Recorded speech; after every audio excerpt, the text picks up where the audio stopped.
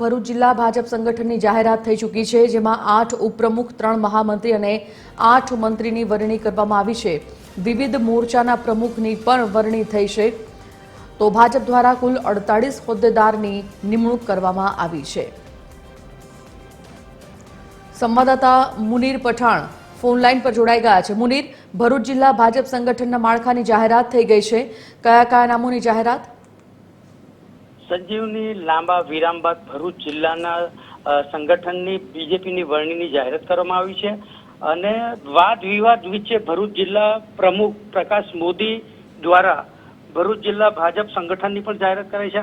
8 ઉપપ્રમુખ, 3 મહામંત્રી અને 8 મંત્રીની હાલ તો વરણી કરવામાં આવી છે અને વિવિધ મોરચાના પ્રમુખોની પણ જાહેરાત કરાઈ છે।